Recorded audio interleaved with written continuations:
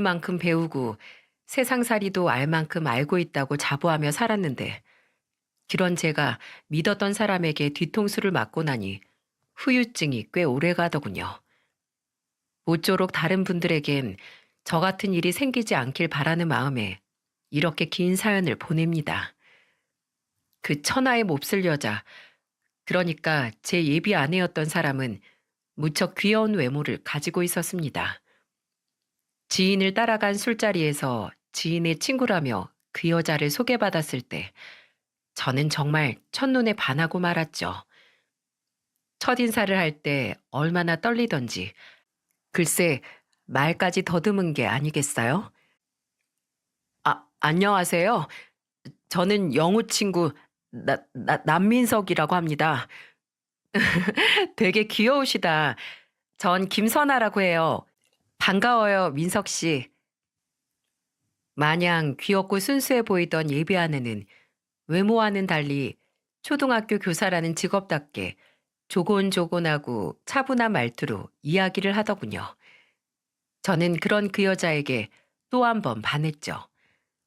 그 후 저의 적극적인 구애로 우린 연애를 시작했습니다. 마흔이라는 늦은 나이에 20대 초반처럼 열렬한 연애를 할 정도로 저는 그녀에게 푹 빠져 있었죠. 때문에 연애를 시작한 지 4개월쯤 되었을 무렵 그녀의 갑작스런 혼전 임신 소식을 들었을 때도 당혹감보다는 기쁨이 더 컸던 것 같습니다. 내 나이 40에 그것도 내 이상형에게 드디어 장가를 가는구나 싶었거든요. 저희 부모님은 당사자인 저보다도 더 뛸 듯이 기뻐하시더군요. 예비 아내가 저희 집에 처음 인사를 하러 왔을 때 저희 부모님은 입이 귀에 걸렸다는 말이 부족할 정도로 정말이지 내내 환한 미소를 짓고 계셨습니다. 초등학교 교사라고? 아이고 이렇게 예쁘고 앳된 얼굴이 어딜 봐서 37일까? 애기가 애기를 가르치는 것 같네. 그쵸 여보? 우리 민석이가 직업도 번듯하고 인물도 괜찮은데 왜 이렇게 장가를 안 가나 했더니 이렇게나 눈이 높아서였네.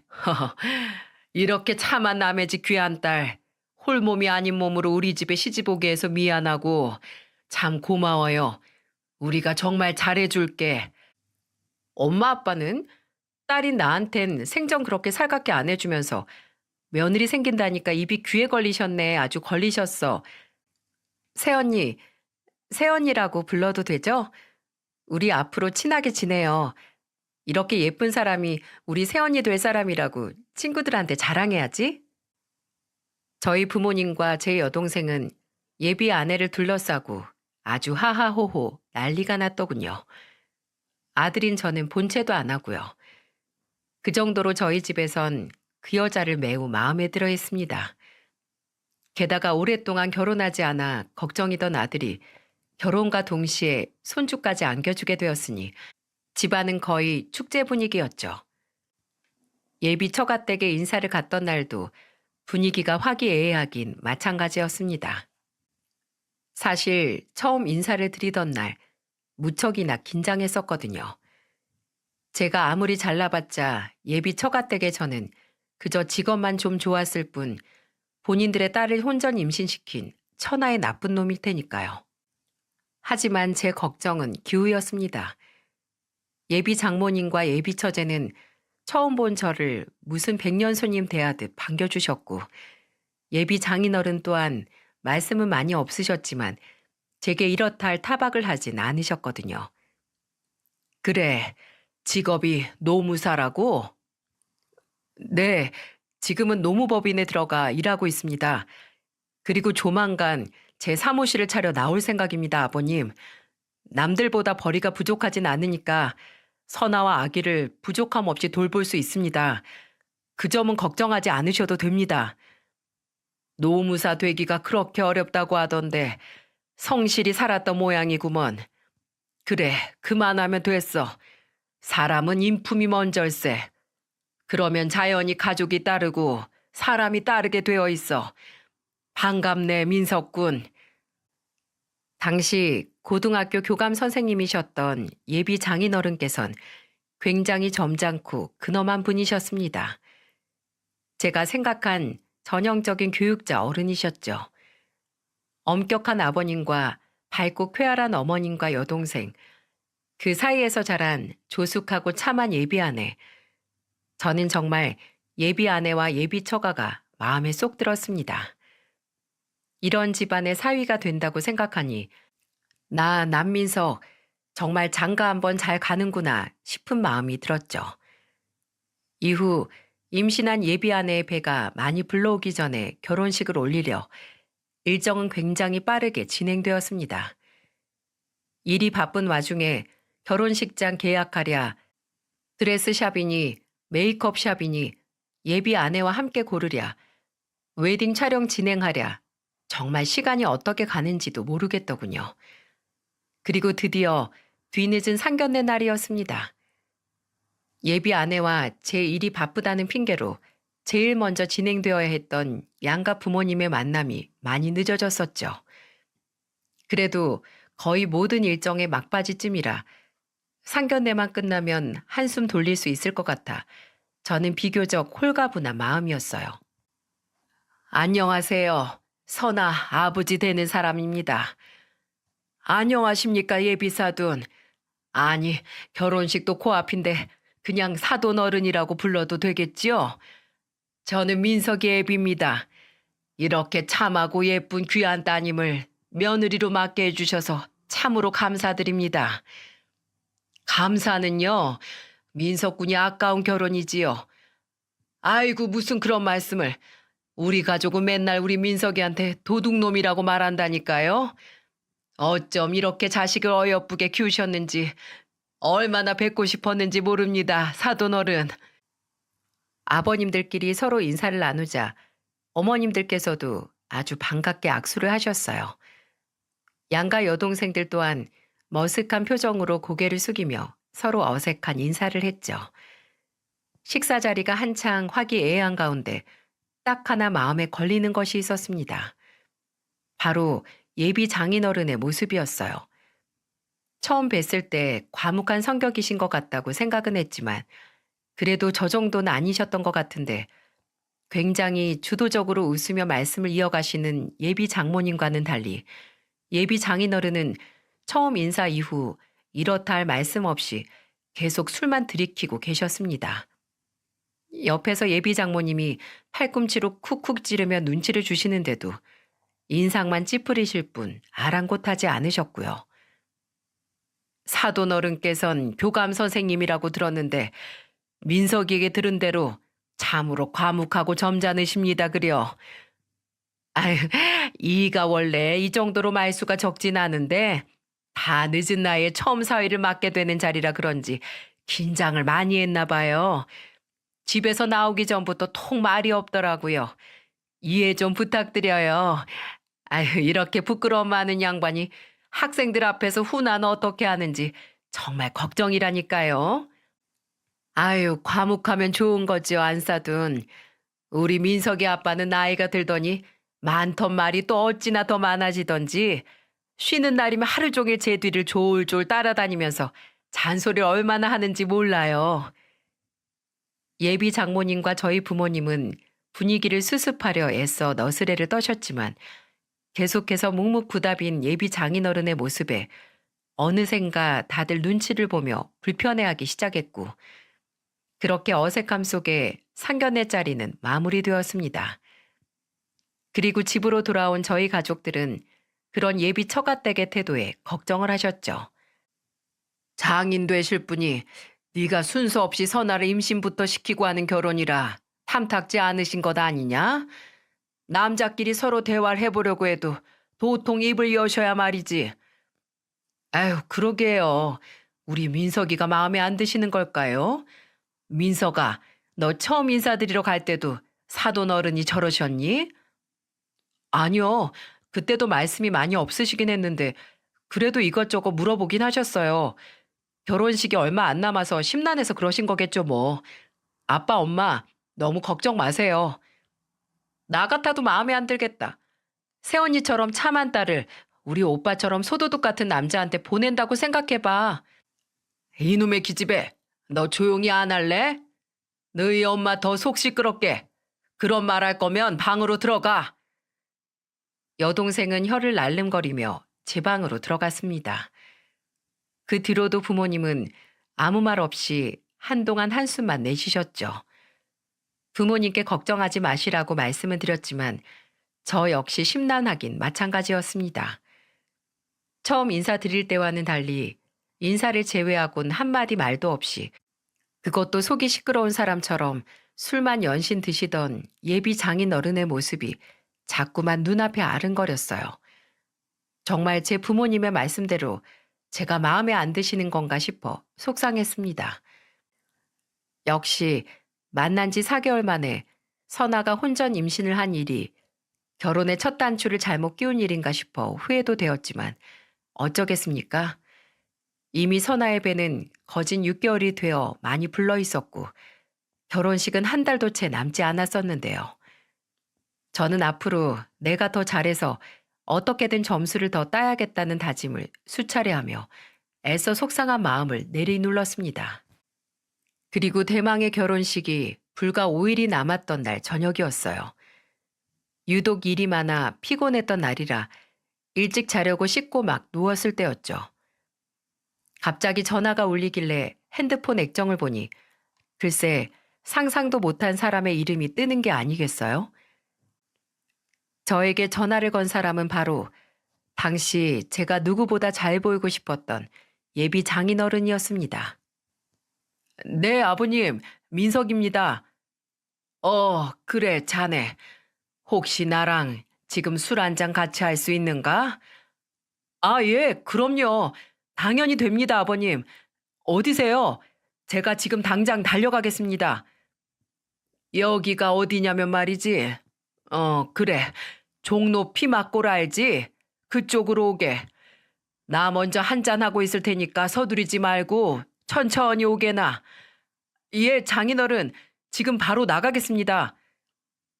저는 전화를 끊자마자 침대에서 벌떡 일어났습니다. 그리곤 헐레벌떡 옷을 입고 눌린 머리를 단정히 한 채 곧바로 택시를 잡아탔죠. 결혼식이 코앞까지 다가오고 그 사이 예비 장인 장모님을 모시고 식사 대접도 여러 번 하고 선물도 몇 번 드렸었지만 예비 장인어른이 저를 대하는 태도는 상견례 때 이후로 전혀 변하지 않으셨거든요. 가까워지려고 해도 통 방법을 몰라 답답하던 차에 이렇게 먼저 제게 연락을 주시니 저는 너무도 반가웠습니다. 그리고 이 기회에 반드시 예비 장인어른과 조금이라도 더 가까워지리라. 남민석, 넌 할 수 있다 하고 종로로 가는 택시에서 몇 번이나 되뇌었는지 몰라요. 그렇게 택시에서 내려 저는 좁은 피막골에 한 생선구이집으로 들어갔습니다. 제가 도착했을 땐 예비 장인어른께선 이미 꽤 취하신 상태였죠. 자네 왔는가? 네, 아버님. 제가 너무 늦게 온 건 아닌지 모르겠습니다. 늦긴 이 시간에 전화한 지 1시간 만에 달려온 거면 빨리 온 거지. 어서 이리 와 앉게. 예비 장인어른의 권유로 앉게 된 의자는 많이 낡았는지 삐걱 소리를 내더군요. 예비 장인어른은 제게 술잔을 내밀며 물으셨습니다. 술은 뭘로 할 텐가? 소주로 할 텐가? 맥주로 할 텐가? 그럼 아버님이랑 같이 소주로 마시겠습니다. 그래, 그럼 내 술 한 잔 받게. 편하게 받어. 자, 쭉 들이키게나. 예비 장인어른이 제게 처음으로 주신 소주 맛은 그렇게 달 수가 없더라고요. 저는 소주를 들이키자마자 다시 예비 장인어른의 술잔을 채워드렸고 예비 장인어른께선 곧바로 제가 드린 소주를 한 입에 털어넣으시더군요. 그러고는 두 손을 양 무릎 위에 올려놓으신 채로 고개를 숙인 채 한숨을 푹 쉬셨습니다.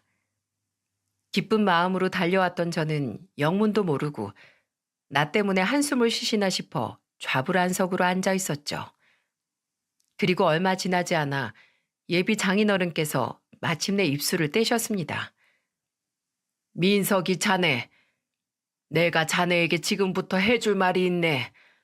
내 말을 다 듣고 자네는 그저 선택을 하면 되네. 선택이요? 그게 무슨... 일단 들어. 이건 자네 인생에 있어서 가장 어렵고도 중요한 선택의 순간이 될 거야. 그리고 난 그 선택은 이미 정해져 있다고 생각을 하네만. 그래도 결정은 자네의 몫이지. 나는 이대로는 도저히 양심상 자네에게 진실을 숨기지 못하겠네. 너무 늦었지만 그래도 내가 자네에게 사실을 말해 주어야겠기에 자네를 얘까지 불러낸 거야. 사실이요? 도대체 무슨 일이기에 그러세요? 편하게 말씀하세요, 아버님. 예비 장인어른은 빈 소주잔에 다시금 잔을 채워 넣으셨고 그렇게 두 잔을 연거푸 들이키신 다음에야 한숨 섞인 목소리로 어렵게 이야기를 시작하셨습니다. 민석군, 나는 이 결혼을 인정할 수가 없네. 예? 아버님, 전부터 느꼈던 거지만 제가 많이 마음에 차지 않으신 거죠? 그런 게 아닐세. 그런 게 결혼 전부터 선아를 임신시켜 고생하게 만들고 그런 제가 나이까지 많아 탐탁지 않으신 거 인정합니다. 아버님, 그래도 제가 지금은 좀 부족하지만 조그만 시간을 주시면 정말 많이 노력하겠습니다. 아버님 마음에 들 수 있도록 그리고 선아 아기에게 더욱 잘해줄 수 있도록 정말 최선을 다할게요, 아버님. 제게 제발 기회를 주세요. 아니, 그런 게 아니라니까. 나는 오히려 자네가 아까워서 그래. 자네를 속이면 안 될 것 같아서. 네, 어찌 아비가 된 자로서 남의 자식 인생을 망칠 수 있겠나? 아버님, 왜 갑자기 눈물을 흘리세요? 너무 당황스러웠어요. 밤중에 불러내시기에 결혼 전 당부사항이라도 한 말씀 해주시려나 하고 들뜬 마음으로 나왔는데 대뜸 진실을 숨기지 못하시겠다. 남의 자식 인생을 망칠 수 없겠다 하시니 말이에요. 게다가 마지막엔 결국 눈물까지 보이시니 정말 어쩔 줄을 모르겠더군요. 예비 장인어른께선 눈물을 손끝으로 훔치시더니 소주를 한 잔 더 마시고는 말씀을 이어가셨습니다. 자네, 우리 선아 믿지 말게. 아주 나쁜 년이야. 내 딸이지만 아주 나쁜 년이란 말일세. 네? 선아가요? 갑자기 그게 무슨 말씀이세요? 선아 뱃속에 있는 그 아기, 6개월 된 그 아기 말일세. 그거 자네 아이가 아니야. 네? 아니 아버님, 그게 무슨... 저 지금 아버님 말씀이 잘 이해가 안 갑니다. 도대체 그게 무슨 말씀이세요? 미안하네, 미안해. 사실은 상견례 일주일 전에 자기가 선아 뱃속 아기의 진짜 아빠라고 하는 남자가 우리 집에 찾아왔었네. 자기가 선아의 전 남자친구라고 말이야. 그리고 그 뒤 예비 장인어른의 입에서 나온 이야기들은 정말 충격 그 자체였습니다. 지금 제가 듣고 있는 말이 드라마나 영화가 아닌 제 예비 신부 선아의 이야기가 정말 맞나 싶었어요. 게다가 이런 막장 드라마 같은 일을 다른 사람도 아닌 예비 장인어른께서 직접 제게 이야기를 해주시니 거짓말하지 말라며 멱살을 잡을 수도 믿지 않을 수도 없고 정말로 미치고 팔짝 뛰겠더군요. 그 남자 말로는 넉 달, 5달 전까진 자기가 선아 남자친구였다고 하더군. 그럼 선아가 저랑 그 남자를 동시에 만나고 있었다는 말씀이세요? 그런 셈이지. 양다리였던 게야. 그러다 선아가 임신을 했다고 그 남자에게 알렸고 둘이 같이 병원도 다니고 초음파도 보고 다 했다고 하지 뭔가. 내가 아이가 나오지도 않았는데 당신 아이인 줄 어떻게 아냐 물었더니 임신했을 시기도 자기랑 같이 있었던 때랑 딱 맞아떨어진다고 하더군. 나중에 선아 말을 들어보니 그놈 아이가 맞는 건 확실하지 싶어. 그런데 아버님 말씀이 사실이라면 선아는 왜 저랑 결혼을 한다고 한 거죠? 그놈이 작은 사업을 하고 있었는데 그 사업이 당시 많이 기울었었다고 하네. 그러니까 선아가 자기를 냉큼 버리고 자네에게 갔다는 거야.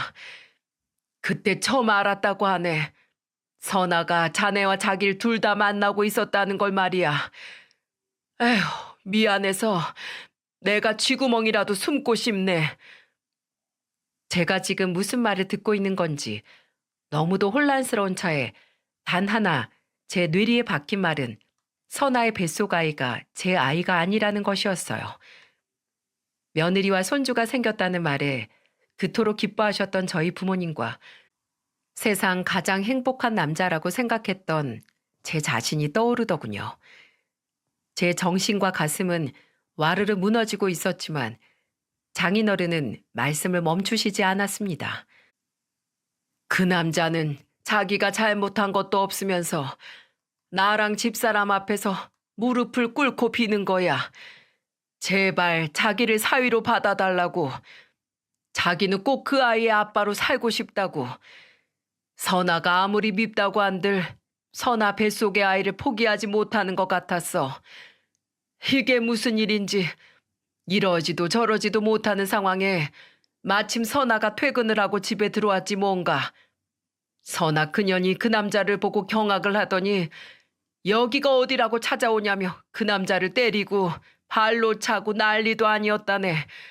당장 이 집에서 나가라면서 말이지. 나는 정말이지 내 딸 그런 모습은 처음 봤어.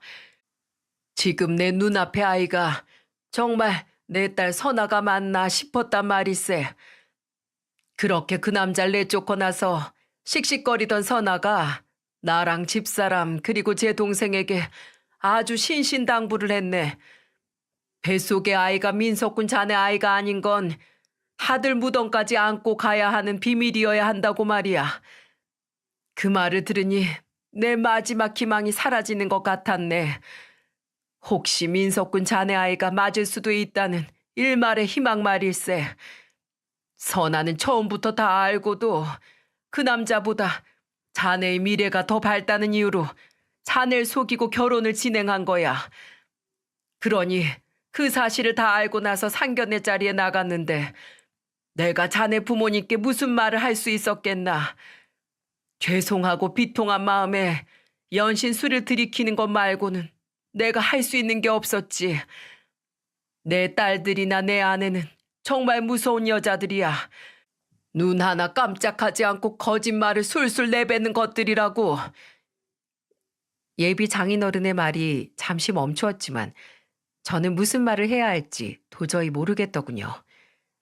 이제야 상견례 자리 그리고 그 이후의 수많은 만남에서도 예비 장인어른께서 제 눈을 잘 마주치지도 않고 제게 아무런 말도 하지 않으셨던 이유를 알게 된 거죠. 예비 장인어른께선 제가 탐탁지 않으셨던 게 아니라 밀려오는 죄책감에 차마 저를 바라보지도 제게 어떤 말을 건네지도 못하셨던 겁니다. 아버님, 제가 지금 너무 혼란스러워서 무슨 말씀을 드려야 할지, 무슨 말이 필요하겠나. 나는 자네에게 용서를 구하고 자네는 그저 아무 말 없이 내 사죄를 받기만 하면 되네. 아니면 소리를 치며 날 원망해도 좋아. 내 몸을 흠씬 두들겨 패도 난 아무런 할 말이 없네. 자네 원통함만 풀어진다면 말일세. 정말 미안하네. 미안해. 내가 집안 단속을 잘못시켰어. 딸 자식을 아주 못되게 키워버렸네. 더 일찍 말하지 못해서 정말 미안하네. 이제 다 알았으니 자네는 단 한 가지의 선택만 하면 되네. 얼른 자네 부모님께 이 사실을 전부 알리고 이 결혼을 멈추게. 아직 늦지 않았어. 모든 책임은 다 내가 지겠네. 위약금도 자네가 들인 돈의 전부도 다 내가 물어줌세. 복잡한 걱정일란 일단 접어두고 자네 인생 먼저 구하라 이 말이야. 저는 아무런 말도 못한 채 멍하니 그 자리에 앉아 있다가 예비 장인어른에게 인사를 꾸벅하고는 먼저 자리를 일어났습니다. 그리고 택시를 불러 저희 집이 아닌 예비 신부의 집으로 향했죠. 늦은 밤 갑작스런 저의 연락에 예비 신부는 놀라서 집 밖으로 나오더군요. 그렇게 우린 그 여자의 집 앞 공원에 앉아 대화를 시작했습니다. 이야기라기보단 저의 일방적인 추궁이었죠. 선아야, 너 나한테 할 말 없니? 혹시라도 나한테 속인 거 있으면 지금 말해주면 좋겠어. 에이? 갑자기 무슨 소리야. 속이다니. 내 성격 잘 알면서. 나 거짓말하면 얼굴 빨개지고 말 더듬는 거 잘 알면서 그러네. 오빠 무슨 일 있었구나? 이 마누라한테 다 말해봐. 내가 들어줄게. 예비 아내는 참 뻔뻔하더군요. 거짓된 가면을 쓰고 아무렇지 않은 척 저를 농락했습니다. 야, 네 지금 뱃속에서 자라고 있는 아이 내 아이 아니잖아. 도대체 왜 거짓말했어? 내가 그렇게 만만하고 우습게 보였어? 뭐? 당신 애가 아니라니. 갑자기 늦은 밤에 찾아와서 그게 무슨 뚱딴지 같은 소리야. 아, 술 냄새. 당신 술 마셨어? 지금 나한테 주정 부리는 거야? 주정? 나 술 3잔밖에 안 마셨어. 나 다 알고 있으니까 발뺌할 생각 마. 선아, 너 어떻게 나한테 이럴 수가 있어? 하늘을 속여도 나한텐 그러지 말았어야지. 지금까지 산부인과 같이 가면서 초음파 사진 보면서 우리의 미래를 설계했던 내가 바보다 바보야. 넌 하지 말아야 할 걸 했단 말이야. 아, 나 술 마셨으면 곱게 집이 나가지. 아닌 밤중에 홍두깨라고. 이게 웬 행패야? 말도 안 되는 소리 하지 말고 집에나 가. 내일 술 깨고 얘기해. 추워 죽겠는데 나랑 우리 아기 감기라도 들면 당신이 책임질 거야? 제가 울먹이면서 추궁을 하는데도 예비 신부는 눈 하나 깜짝하지 않고 계속해서 발뺌을 하더군요. 정말 제가 알던 그 여리고 착하던 그 여자가 맞나 싶었어요. 얼마나 뻔뻔한 표정으로 저를 보고 이야기하는지 제 두 팔에 소름이 다 돋았어요. 너, 내가 이렇게까지 이야기하는데도 모르쇠야? 너 정말 소름 돋는다. 내가 알던 여자 선아 맞아? 정말로? 더 이상 발뺌할 생각하지 마. 벌써 누가 나한테 양심 고백 다 했다고 알아? 양심 고백? 누가? 설마 재만 오빠가 당신까지 찾아갔어? 내가 그렇게까지 저 싫다고 내쫓았는데도 기어이? 재만 오빠? 아기 친부 이름이 재만이냐? 이제 내가 말하지 않아도 네가 네 입으로 술술 부는구나. 재만 오빠가 찾아갔냐니까? 아니면 당신이 이 사실을 어떻게 알아? 누구냐고? 남도 아닌 아버님이 네 아버지가 나한테 다 이야기해 주시더라. 그동안 얼마나 마음고생이 많으셨는지 눈물까지 보이면서 나한테 미안하다고 사정을 하셨어. 넌 나한테도 네 아버지한테도 정말 해서는 안 될 몹쓸 짓을 한 거야. 너나 네 엄마, 동생들 전부 다 소름 돋고 끔찍해. 어떻게 다들 깜쪽같이 나한테 이럴 수가 있어. 우리 결혼은 이걸로 끝이야. 나한테 2번 다시 연락하지 마. 민석 씨, 내 말 좀 들어봐. 민석 씨. 그 여자가 저를 애타게 불러댔지만 저는 뒤도 돌아보지 않고 등을 돌려 자리를 벗어났습니다. 그 여자가 마지막이라도 솔직하게 말하고 용서라도 빌었으면 제 마음이 조금은 누그러졌을까요? 여러분 생각은 어떠신가요? 저는 잘 모르겠습니다. 아마 그래도 파혼은 했을 것 같아요. 첫 시작이 거짓말이었던 관계를 이미 신뢰가 깨진 상태로 시작하는 결혼을 그대로 진행할 수는 없었을 테니까요. 그렇게 저는 집으로 돌아와 자고 계신 부모님과 동생을 깨워 모든 사실을 알렸습니다.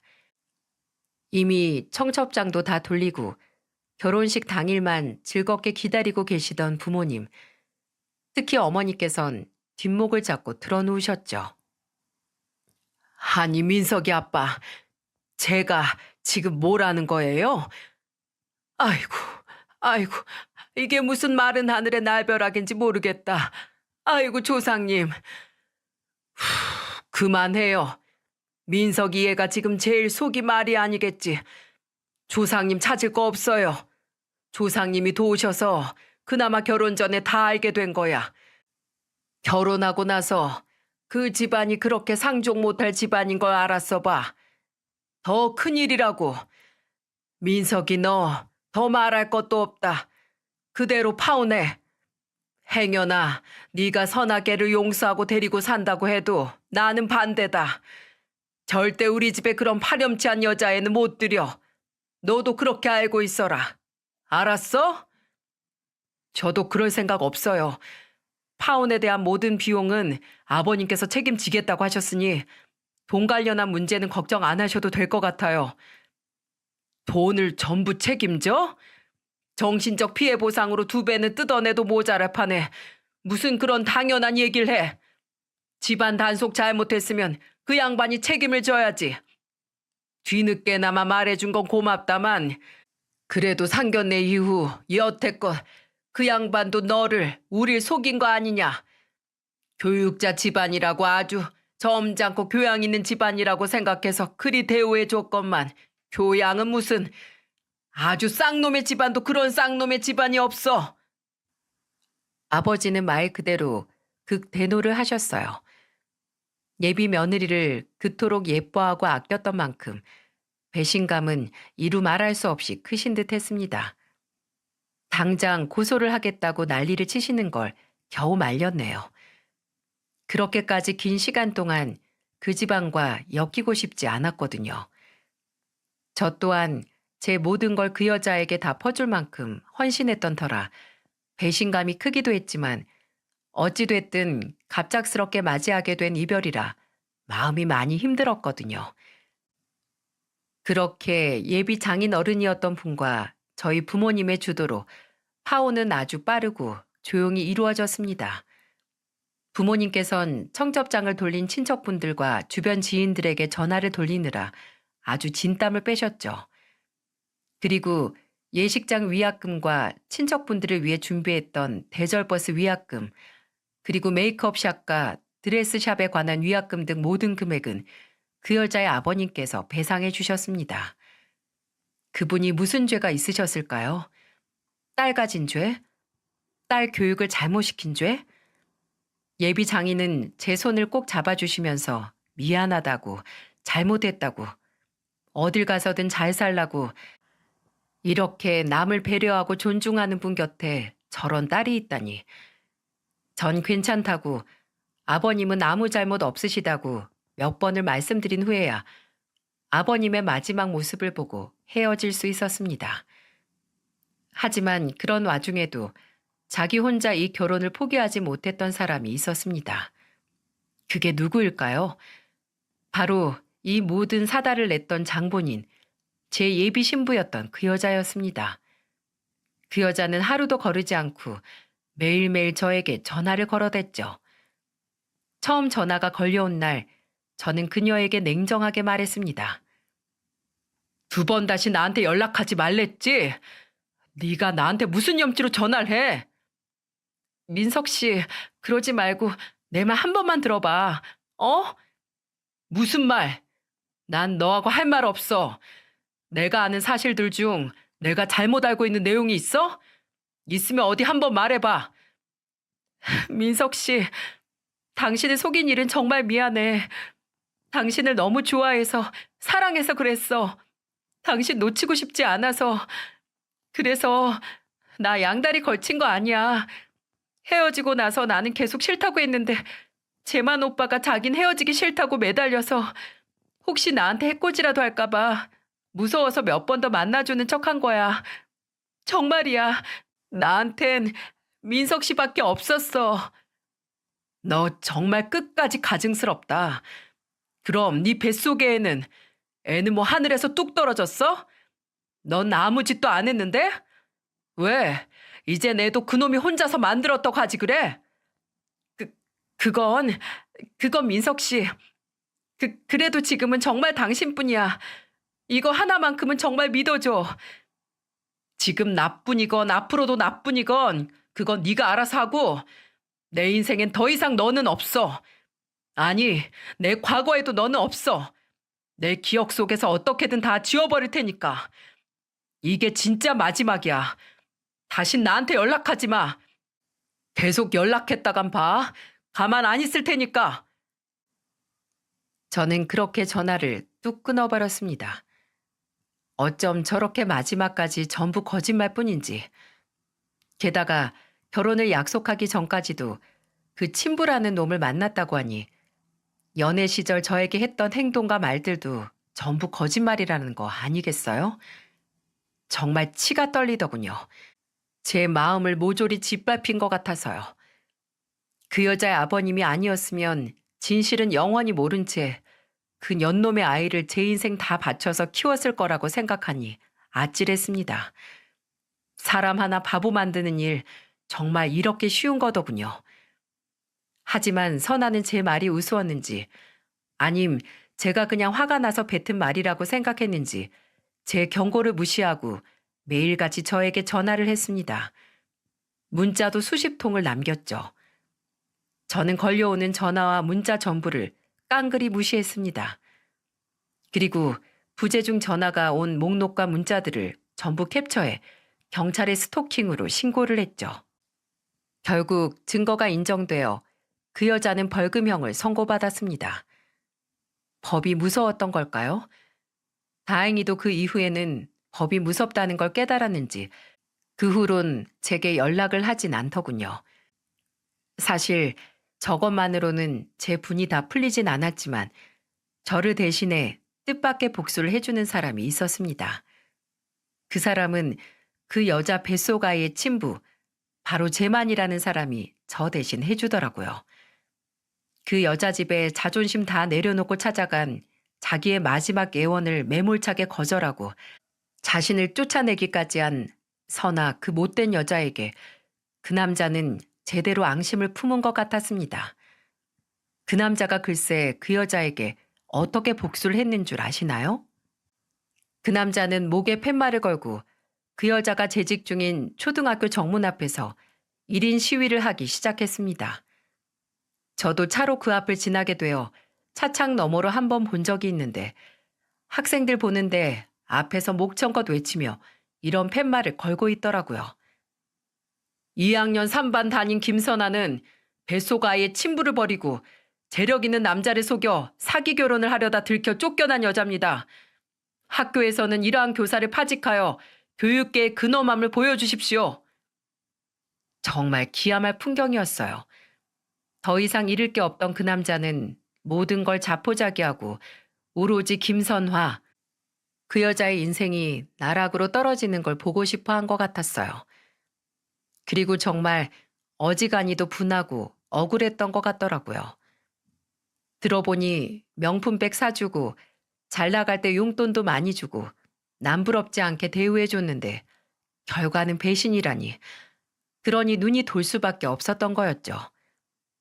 그리고 눈앞에서 자신의 아이를 빼앗겨 버렸으니 말입니다. 결국 학교에 다니던 아이들에게서 소문을 들은 학부모들이 들고 일어나 진상 규명을 요청했고 자신이 맡고 있는 반 내에서도 아이들이 하도 수군대던 통에 수업을 진행하기 어려웠다더군요. 결국 학교에서도 그 여자에게 진실을 추궁하기 시작했다고 합니다. 그리곤 학교에서 징계를 내리기 전에 알아서 그만두라는 압박을 심하게 줬던 것 같아요. 결국 배도 남산만하게 불러와 곧 출산을 앞두고 있던 그 여자는 더 이상 버티지 못하고 나가 떨어졌다고 합니다. 아주 불명예스러운 퇴직을 한 거죠. 이미 학교들 사이에서도 소문이 날 대로 다 났을 테니 앞으로 더 이상 교직에서는 그 여자의 얼굴을 보기 힘들 겁니다. 만약에 다른 곳으로 복직을 했다는 이야기가 들리면 이번엔 그 남자 대신 제가 가만히 있지도 않을 생각이고요. 그리고 저에게 이 모든 진실을 알려준 그 여자의 아버님도 타 학교의 교장 임명을 앞두고 자리에서 스스로 물러나셨다고 합니다. 자식 교육도 제대로 시키지 못한 사람이 수많은 학생들의 모범이 될 자리에 앉을 자격이 없다면서요. 저는 더 이상 그분에게 고마워하지도 그렇다고 원망하지도 않지만 참 그분다운 일이라고 생각했어요. 이 이야기를 저희 아버지에게도 말씀드리니까 아버지께서 이렇게 말씀하시더군요. 죄는 가족이 짓고 벌은 그 가장이 다 받는구나. 됐다. 너도 할 만큼 했고 이제 더 이상 그 양반이 뭔가를 준다고 해도 받지 말거라. 서나 그 애를 생각하면 아직도 화가 나지만 그 아이의 부친이 그렇게까지 하셨다면야 그걸로 됐다. 너도 이제 그만 잊어버려. 큰 사고가 한 번 나서 한동안 알았던 거라고 그렇게 생각하자꾸나. 참 어른들의 말씀은 한마디 한마디가 다 버릴 것 없이 주옥 같더군요. 저도 아버지의 말씀을 듣고 이제는 정말로 잊자고 아버지 말씀대로 크게 사고가 났었을 뿐이니 당연하게 남은 후유증쯤 굳세게 이겨내보자고 그렇게 생각하며 시간을 흘려보냈습니다. 그렇게 다시 반년쯤 지났을 때였어요. 여느 때처럼 퇴근을 하고 아파트 단지에 들어서려는데 웬 그림자가 불쑥 제 앞에 나타나더군요. 정말 너무 놀라 자빠질 뻔했습니다. 놀란 가슴을 쓸어내리고 도대체 누군가 싶어서 얼굴을 살펴보니 글쎄 제게 신고를 당하고 한동안 연락이 없었던 그 여자, 바로 선하더군요. 이미 아이를 출산 후라 불룩했던 배는 푹 꺼져 있었고요. 물론 푹 꺼져 있던 건 배뿐만이 아니었습니다. 두 눈가 또한 퀭하게 꺼져 있고 얼굴도 마른 것이 꽤나 마음고생을 했던 모양이었어요. 깜짝이야. 뭐야? 여기가 어디라고 찾아와? 미쳤어? 민석 씨, 놀랐어? 놀라게 해서 미안해. 나는 그냥 오랜만에 얼굴 한번 보고 싶어서 찾아왔어요. 네가 제대로 미쳤구나. 한 번만 더 찾아오면 콩밥 먹인다 했지? 한동안은 잠잠해서 정신 차린 줄 알았는데 아직 정신 못 차렸네.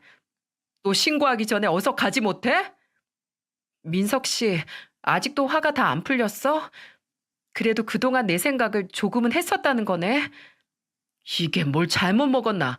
그럼 생각이 나지 않나? 내 뒤통수를 그렇게 치고 간 사람인데? 있잖아. 나 이제 다시 애 없는 홀몸이야. 그 애 원래 아빠한테 돌려줬어. 그 애 때문에 내 인생이 다 망가졌는데 내가 뭐가 걔가 예쁘다고 계속 키우겠어. 그러니까 우리 다시 만나보면 안 될까? 우릴 헤어지게 했던 원흉인 그 애가 이젠 없으니까 이제 상관없잖아. 어? 우리 다시 만나자. 예전처럼. 야, 김선아. 너 정신 좀 차려라. 그렇다고 네 핏줄을 버리고 남자를 잡으러 와? 철이 안 들어도 어떻게 저렇게 안 들었어? 그 재만인가는 그 사람한텐 잘 됐네. 인간만도 못한 엄마라는 사람은 알아서 떨어져 나가고 그렇게 원했던 애만 되찾았으니까. 야, 그리고 너랑 나랑 헤어진 게 어떻게 그 애 탓이야? 네가 애초부터 나한테 거짓말만 하지 않았어도 그렇게 엉망으로 우리가 끝이 나진 않았어. 아니, 아니지. 아예 처음부터 넌 거짓말이었구나. 그 남자랑 나 사이에 양다리 걸치면서 간을 보고 있었으니까. 야, 너랑 내가 끝난 건 말이야. 바로 너 때문이야. 그 입만 열면 거짓말인 네 입. 네 가증스러운 그 새치 혀 때문이라고. 씨, 그럼 어떡해. 재만 오빠 그놈은 나 학교에서 잘리게 해놓고 다시 나 받아주기도 싫다고 하고 소문도 다 나서 앞으로 학교로도 복직도 못하고 아빠는 애 키우는 비용 외엔 한 푼도 못 대준다고 딱 잘라버리고 그나마 엄마가 나 도와주려고 하는데 아빠가 엄마한테 나한테 한 푼이라도 주면 그날로 이혼이라고 엄포를 놨단 말이야. 안 그래도 우리 엄마 나 파혼한 뒤로 아빠한테 찍소리 못하고 사는데 아빠 눈치 보여서 나한테 아무것도 못 해준다고 하고 나 낙동강 오리알 신세 됐단 말이야. 넌 진짜로 답이 없다. 그래서 나보고 어쩌라고? 딱 보니 네가 무언가 착각을 한 것 같은데 넌 시간이 조금 지나니 내 마음이 풀렸을까 봐 아직도 널 좋아하고 사랑한다고 생각하나 본데 진짜 무섭다. 지금 보니 네가 갈 곳은 이곳이 아니라 병원인 것 같아. 당장 정신병원이나 가봐. 꼴도 보기 싫으니. 제가 이런 여자를 좋다고 결혼까지 생각했었다니 정말 제 자신이 싫어지더군요. 어쩜 저렇게 낯짝 두껍고 뻔뻔한지, 거기다 행복회로는 얼마나 혼자 돌려댄 건지 제 앞에서 하는 말 하나하나가 정말 말도 안 되기 짝이 없었어요. 저는 듣다가 도저히 못 들어주겠어서 일침 한마디를 날리고는 몸을 돌려 아파트 현관으로 향했어요. 정말 10년 묵은 채증이 다 내려가는 것 같더라고요. 너처럼 인간도 안 된 애하고 누가 결혼을 하냐? 인간부터 좀 되라. 너네 아버지가 불쌍하다 불쌍해.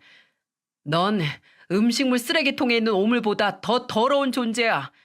항상 네 머릿속에 나는 쓰레기요, 난 오물이요 하고 살아. 이런 한심한 것 같으니라고. 비켜!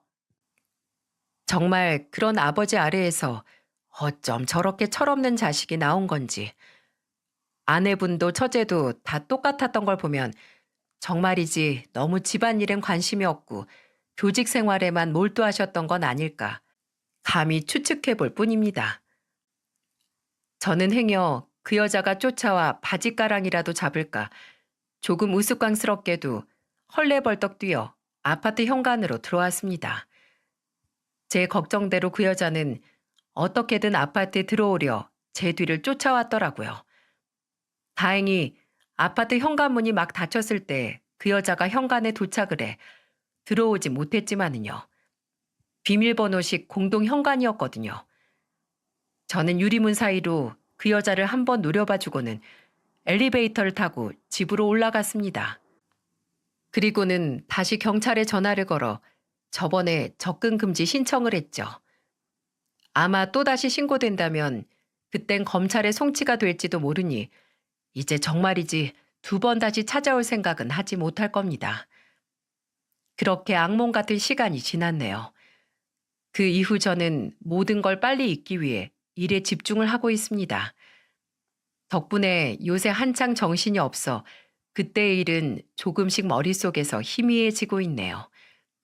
그래도 한 번씩 그 여자가 생각나 화가 치밀어 오를 때면 근래 들어 취미를 붙인 등산을 하고 있어요. 숨을 헐떡이며 산에 오르다 보면 어느새 그 여자든 사무실 일이든 머릿속에서 싹 사라지고 속이 맑아지더라고요. 덕분에 요즘엔 전과 다르게 한없이 평온한 매일을 보내고 있습니다. 그리고 그동안 자주 읽지 못했던 책들을 읽고 있어요. 생각해 보니 아직 제가 사람 보는 눈이 부족하다는 걸 느꼈거든요. 그래서 사람을 보는 견문을 넓혀서 다시는 가족들, 부모님에게 누가 되지 않은 아들이 될 수 있도록 사람 살아가는 이치를 배워야 할 것 같습니다. 여러분, 옛말에 진실은 언제나 발견되고 거짓은 결국 황폐로 이어진다는 말이 있죠. 남을 속이는 건 지나치게 위험한 일이며 이는 결국 자신에게 되돌아오게 된다고요. 아이러니하게도 저는 앞으로 살면서 그 여자보다 자신이 막대한 손해를 보게 될 걸 알면서도 제게 진실을 말해주신 그 여자의 아버님이 한 번씩 떠오를 것 같습니다. 진실은 대가 없이도 가치가 있다는 말을 몸소 제게 가르쳐 주신 분이니까요. 제 사연을 들으신 여러분들도 항상 가치 있는 진실을 추구하는 마음으로 살아가셨으면 좋겠습니다. 그 여자처럼 위험한 거짓은 항상 자신에게 되돌아오기 마련이니까요. 감사합니다.